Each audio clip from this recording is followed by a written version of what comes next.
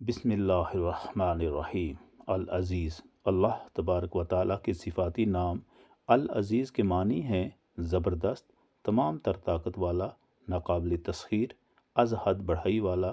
اس کے سامنے کسی بھی انسان، جن یا فرشتے کی طاقت نہ ہونے کے برابر ہے۔ تمام مخلوقات کی طاقت مل کر بھی اس رب ذوالجلال کی طاقت کے سامنے کوئی حیثیت نہیں رکھتی۔ اس کی طاقت ہمیشہ یکساں رہتی ہے، جبکہ مخلوقات کی طاقت بہت جلد زوال پذیر ہو کر ختم ہو جاتی ہے۔ خالق کائنات کی طاقت کا کسی کو بھی اندازہ نہیں۔ وہ ایسی طاقت ہے جو وہم و گمان سے از حد بعید ہے۔ قرآن پاک میں اللہ تبارک و تعالیٰ کا فرمان ہے کہ بے شک ساری کی ساری طاقت اللہ ہی کی ہے۔ وہ جہان دنیا اور جہان آخرت کا مالک ہے۔ جس کو چاہتا ہے عزت دیتا ہے، جس کو چاہتا ہے ذلت دیتا ہے۔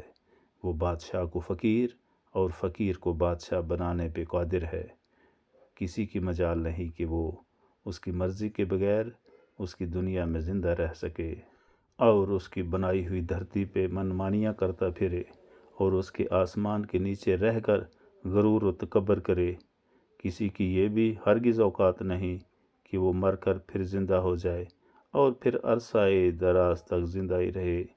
وہ جو سورج کو مشرق سے طلوع کرتا ہے، کس کی مجال ہے کہ کوئی سورج کو مغرب سے طلوع کرے یا زمین کی گردش کو ریورس کر دے۔ وہ ایسا زبردست ہے کہ اس نے آسمان کو بغیر ستونوں کے کھڑا کر دیا ہوا ہے۔ اس نے چاند کی منزلیں مقرر کر دی ہوئی ہیں۔ کون ہے کہ جو چاند کی بدلتی ہوئی کیفیات کو روک سکے؟ لہٰذا وہ اپنی طاقت اور قوت میں یگانہ اور یکتا ہے۔